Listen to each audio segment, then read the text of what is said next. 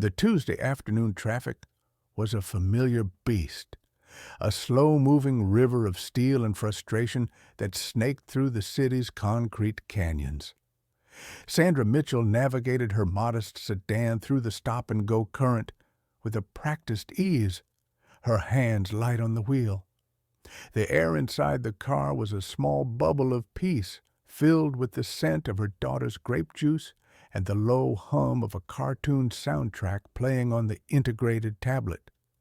Lily, all of 7 years old, was humming along, her small feet, in their bright pink sneakers, kicking a gentle rhythm against the back of the passenger seat. Her laughter, a sound Sandra cherished more than anything, occasionally punctuated the music. It was a sound of pure, uncomplicated joy, a sound that had once been terrifyingly absent. Sandra glanced in the rearview mirror, her eyes lingering on the vibrant, healthy child framed there. The sight was a constant, quiet miracle. They were on their way home from a follow-up appointment, one of the biannual check-ins that were now more routine than cause for alarm. The doctor had used words like remarkable and full remission, words that Sandra held on to like precious gems. Yet a part of her, the part forged in sterile hallways and the beeping of monitors, never fully relaxed.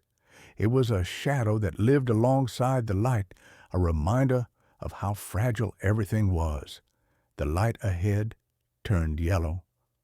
Sandra applied the brake smoothly, bringing the car to a gentle halt, well behind the white line. She was a careful driver, a defensive driver. Her entire life had become an exercise in managing risk, in anticipating dangers before they could manifest.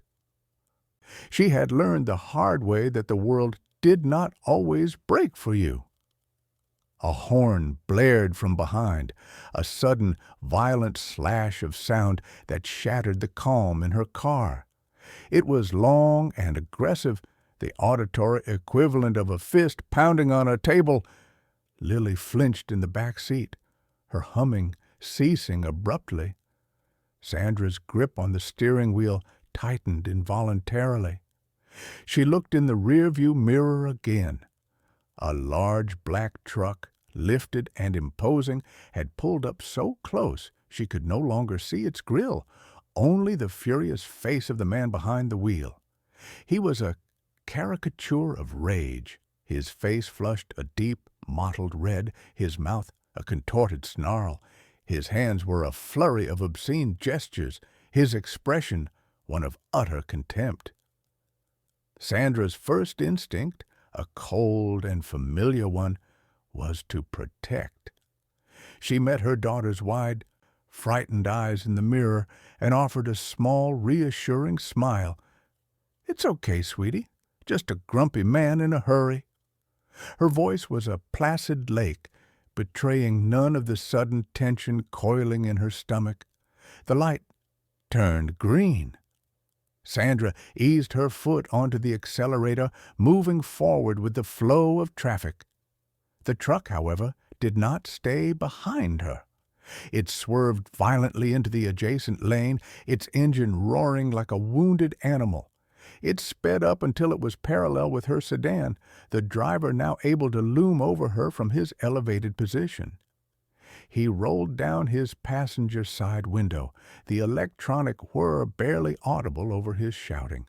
The words were a torrent of invective, clipped and ugly, hurled across the small gap between their vehicles. He insulted her car, her driving, her intelligence. Sandra kept her eyes fixed forward, her jaw set. She would not engage, she would not give him the reaction he craved. This, she knew, was a battle of attrition. He fed on response, on fear, on anger. To deny him that was to starve his rage.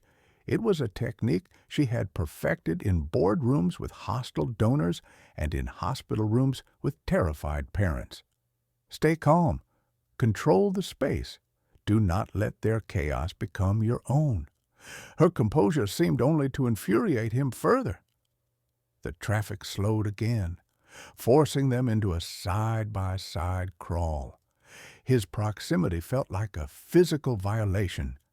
He was a predator circling, his voice growing louder, more personal.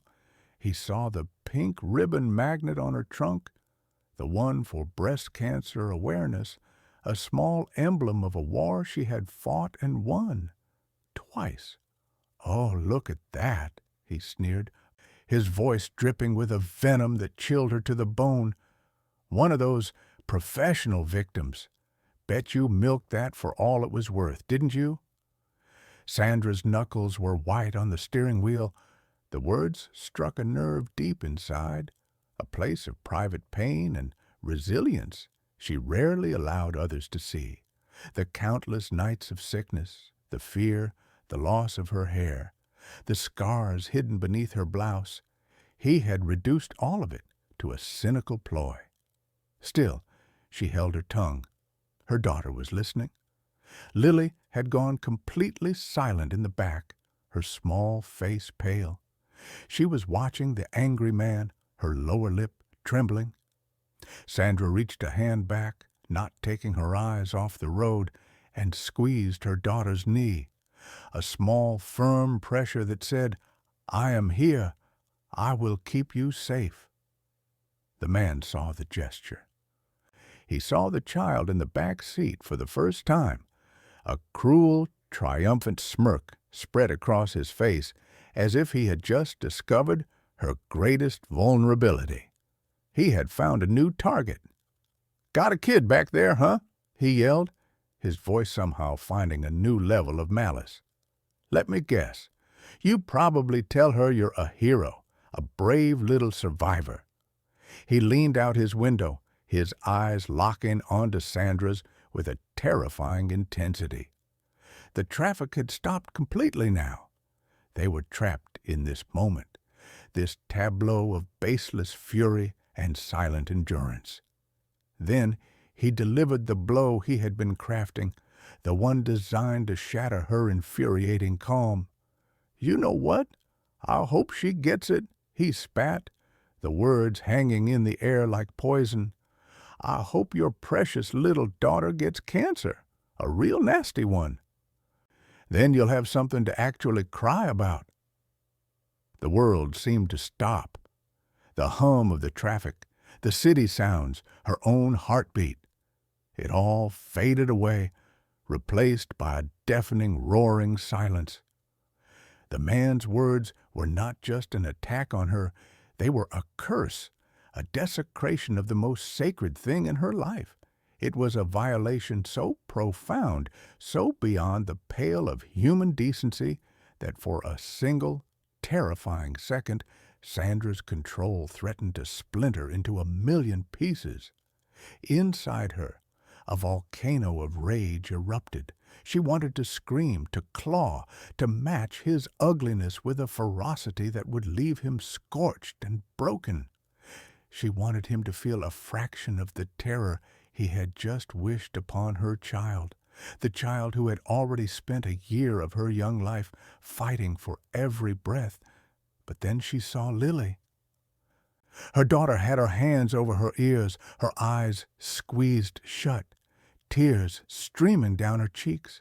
And in that instant, the rage was extinguished, doused by a wave of protective love so powerful it was a physical force. Her mission was not to fight this man. Her mission was to shield her daughter. Sandra turned her head slowly, deliberately. She did not look at the man. She looked past him, through him, as if he were nothing more than a ghost, a meaningless flicker of static. She held her chin high, her expression unreadable, a mask of serene indifference. She offered him nothing, not a word, not a tear, not a flicker of fear. She was a mountain. He could scream at her, hurl his filth at her, but he could not move her. Her silence was his final undoing. He had thrown his most potent weapon, and it had vanished without a trace. Baffled and enraged by her lack of reaction, he screamed one last string of profanities before the car in front of him moved. With a final furious roar of his engine, he sped off, weaving recklessly through the traffic until he was gone. The air in the car was thick with the residue of his hate. Sandra pulled over at the first available spot, her hands shaking now that the immediate threat was gone. She put the car in park and turned, unbuckling her seatbelt to gather her sobbing daughter into her arms. "It's okay, baby," she whispered into Lily's hair, rocking her gently. "It's all over. He's gone. He was just an unhappy man saying ugly things. They were just words. They can't hurt you." But they both knew that was a lie. Words could hurt. They could cut deeper than any knife. And the words he had spoken had left a wound. A few cars back, in the passenger seat of a beat-up hatchback, a 17-year-old named Alex lowered his phone. His hands were also shaking, but for a different reason. He had recorded the entire thing, the man's truck, his face, his gestures, and every single venomous word. He had also captured the woman's incredible, almost supernatural calm. He had started filming because he thought it might be a funny road rage video, something to show his friends. But it had turned into something else entirely. It had become dark and disturbing. The man's final curse had made Alex feel sick to his stomach. He looked at his friend who was driving, his own face pale. "Did you hear what he said to her?" Alex whispered, his voice hoarse. "Yeah," his friend replied, his eyes wide. That was evil." Alex watched the woman's car pull over. He saw her comforting the little girl in the back. He felt a surge of protectiveness, of a righteous anger that was the polar opposite of the driver's toxic rage. This was not right. This could not be allowed to stand. He looked down at the video file on his phone. It was clear. The audio was perfect. He had the man's license plate. He had his face. He had his words, a digital testament to his cruelty. That evening, after making sure Lily was safely asleep, her nightmares soothed by a story and a nightlight, Sandra sat in her quiet living room. The encounter replayed in her mind. She felt a deep, bone-weary sadness. She had dedicated her life to fighting the fallout from that monstrous disease. As the chief executive officer of the Make-A-Wish Foundation's national office, she spent her days surrounded by the bravest children and the most resilient families imaginable. Her work was about hope. It was about creating moments of pure, unadulterated joy in the face of unimaginable darkness. She fought for funding, managed logistics for wishes that ranged from meeting a pop star to being a firefighter for a day, and she counseled parents who were walking the same terrifying path she had once walked. The irony of the man's curse was a bitter pill. To wish cancer on any child was monstrous. To wish it on the child of a two-time survivor, a woman who led one of the most prominent children's charities in the world, was a level of cosmic cruelty that was hard to comprehend. She thought about her own battles. The first, a brutal fight with lymphoma in her late 20s that had reshaped her entire worldview and set her on her current career path. The second, a terrifying recurrence of a different cancer just a few years ago, which she had fought with a quiet, grim determination while raising a young daughter on her own. The pink ribbon on her car was not a plea for sympathy. It was a flag of victory, a quiet declaration that she was still standing. A notification pinged on her phone, then another, and another. A friend had sent her a link with a message. Sandra, is this you? It's going viral. Her heart hammered against her ribs. She clicked the link. It took her to a social media site, to a video posted less than an hour ago. The title was simple: Horrific Road Rage Attack on a Mom and Her Kid. Let's find this guy. She pressed play. The shaky footage began, filmed from a car behind and to the side. There was her sedan. There was the black truck. And there, captured in crystal clear audio, was the man's voice, a snarling torrent of hate. She watched the entire 2-minute clip, her face impassive. She saw herself through a stranger's eyes, her posture straight, her expression a mask of calm. She watched as the man leaned out his window, his face contorted, and she heard him deliver his vile wish. The video ended, but the comment section was a river of furious, shocked, and supportive messages, scrolling past faster than she could read. This is inhuman. Someone get his license plate. We need to identify this monster. That poor woman. And her child had to hear that. My heart breaks for them. I am in awe of her composure. She is a queen. I would have lost my mind. Alex, the teenager who filmed it, had done his part. He had uploaded the video with a clear, factual description. He had not editorialized. He had simply presented the evidence. Now the internet was acting as judge and jury. Within minutes, a user had enhanced a frame, isolating the truck's license plate. The number was posted, shared, and cross-referenced. The digital hive mind went to work with a terrifying efficiency. They were hunting. Sandra felt a strange sense of detachment, as if she were watching a story about someone else. The incident on the road had been personal, an intimate violation. This was something else entirely. It was public. It was a spectacle. Her phone began to ring. It was a board member, her voice frantic. Sandra, I just saw a video. Tell me it's not you.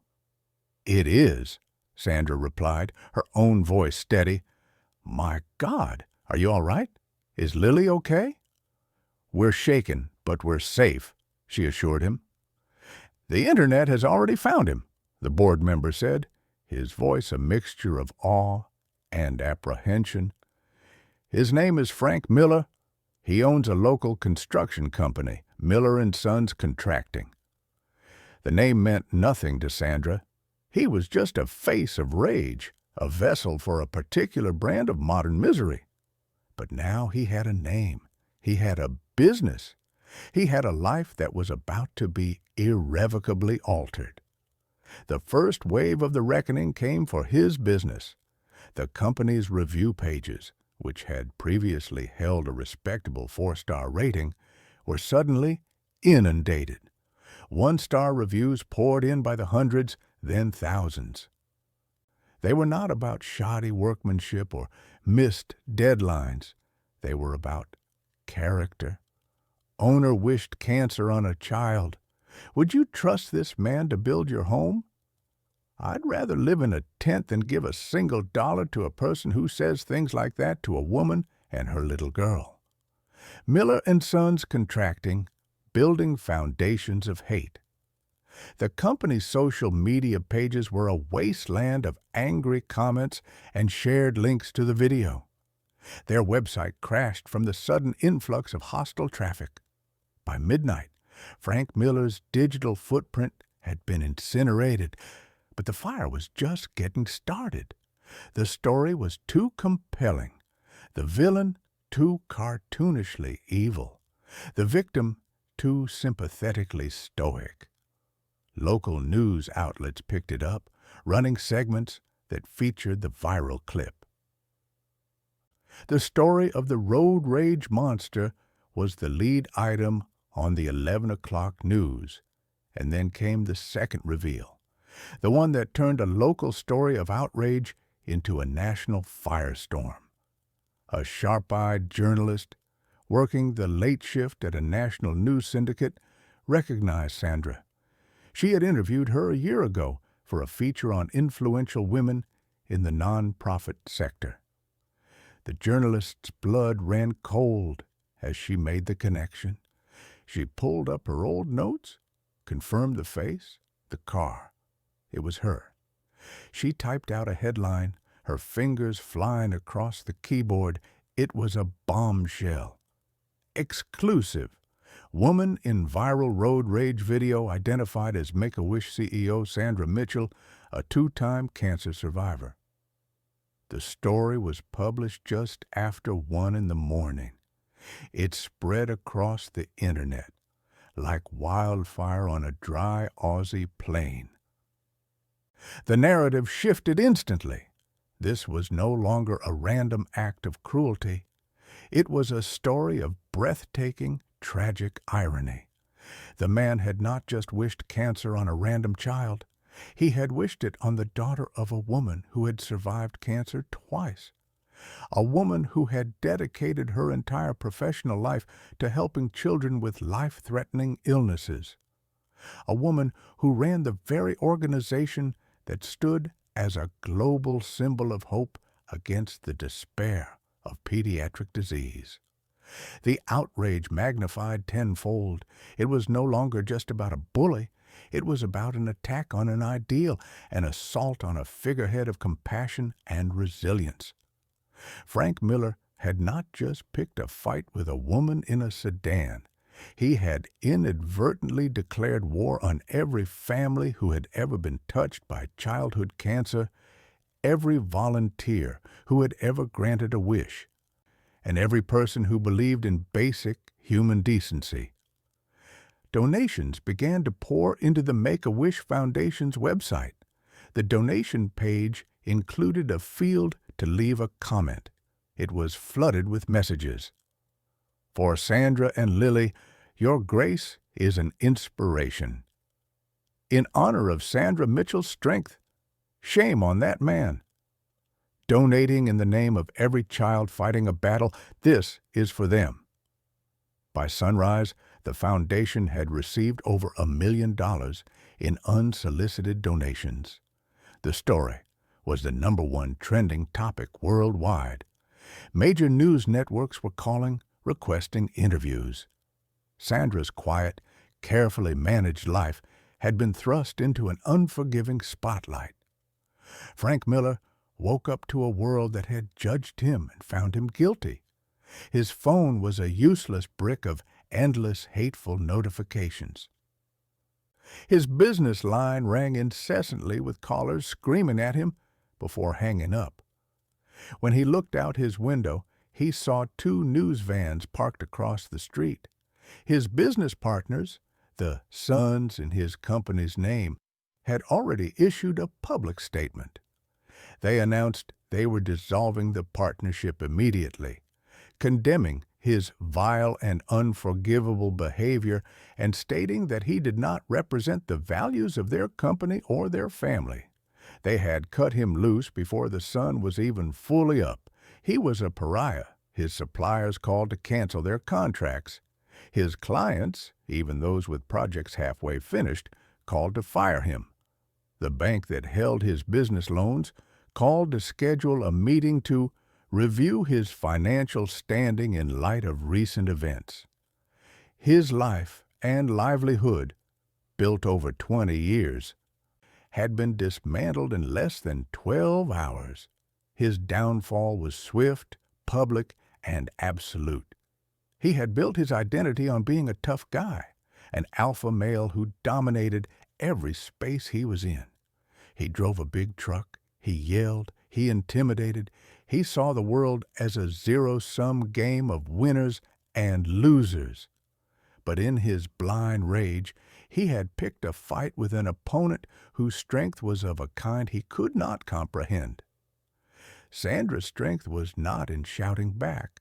It was in her silence. It was in her refusal to be pulled down to his level. It was in the quiet, unshakable dignity she had displayed while protecting her child. That quiet dignity, when amplified by the lens of social media, had become a weapon of mass destruction against his reputation. Sandra, meanwhile, was not watching his world burn. She had turned off the news. She had put her phone on silent. Her priority was not the man or his fate. Her priority was the little girl who had woken up twice during the night from bad dreams. She spent the morning with Lily, building a fort out of blankets and pillows in the living room. They read stories with a flashlight and ate toast with extra butter. She answered Lily's questions with a calm honesty that respected her daughter's intelligence.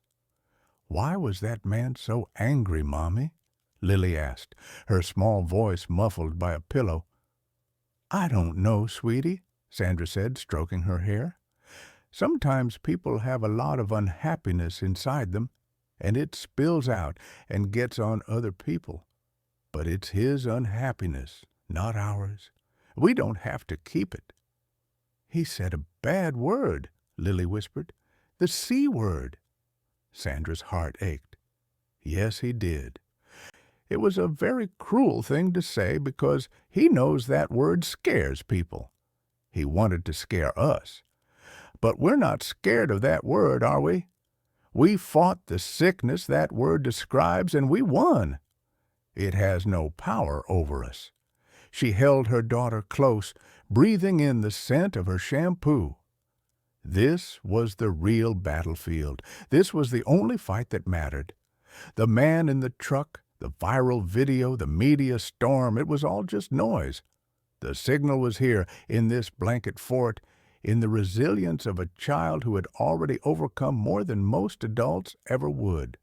Later that day, after conferring with her board, Sandra agreed to issue a single public statement.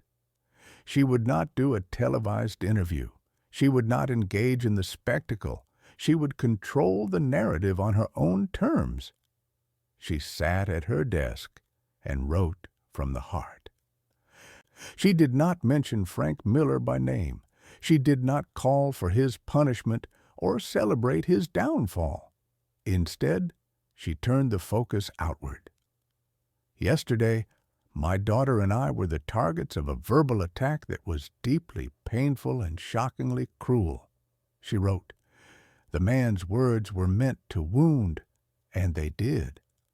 To have the illness I have fought so hard to overcome, and the illness that so many of our precious children are fighting, used as a weapon, is a profound violation. But what has happened since has been a powerful reminder of the world I choose to believe in. To the stranger who filmed the incident and had the courage to share it, thank you for not being a bystander.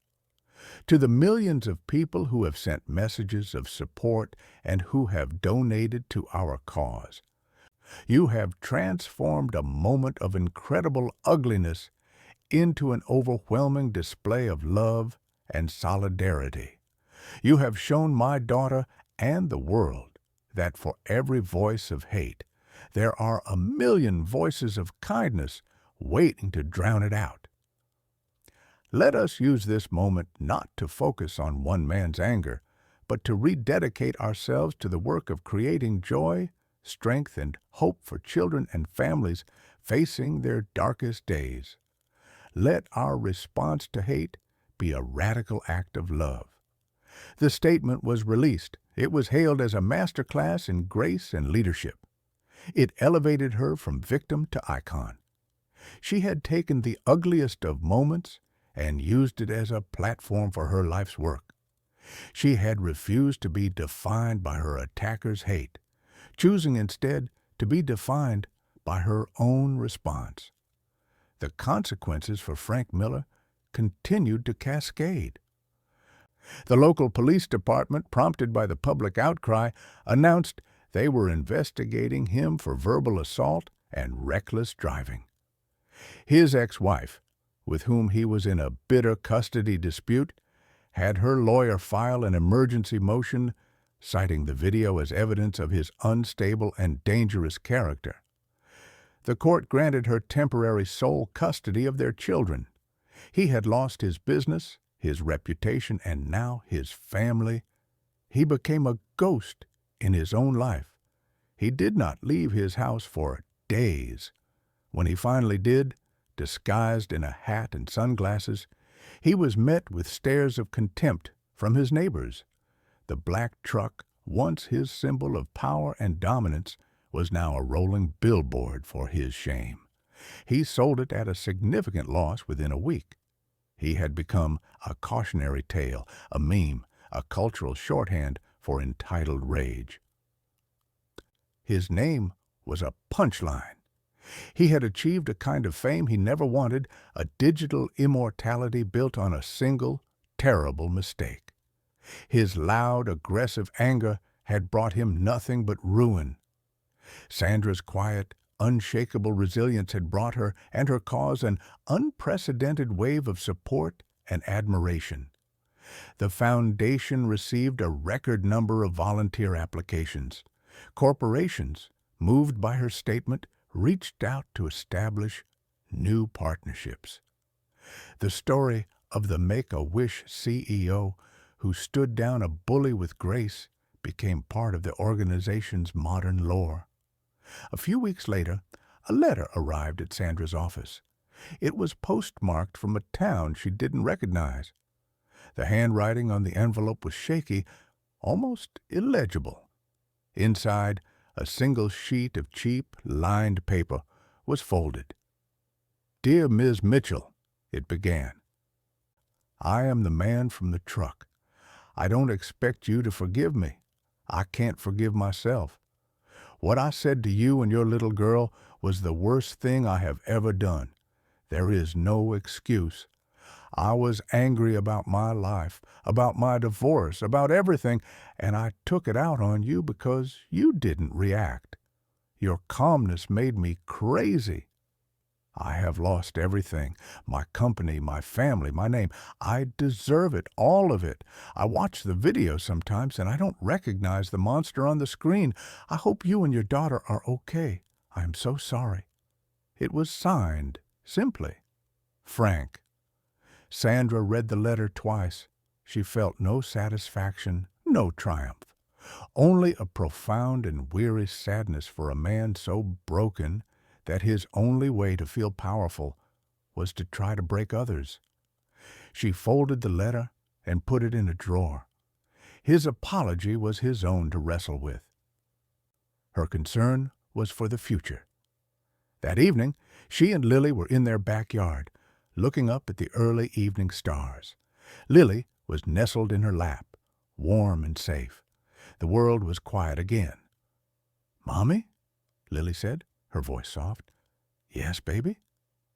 "Are there more angry men like that one?" Sandra paused, choosing her words with the care of a diplomat.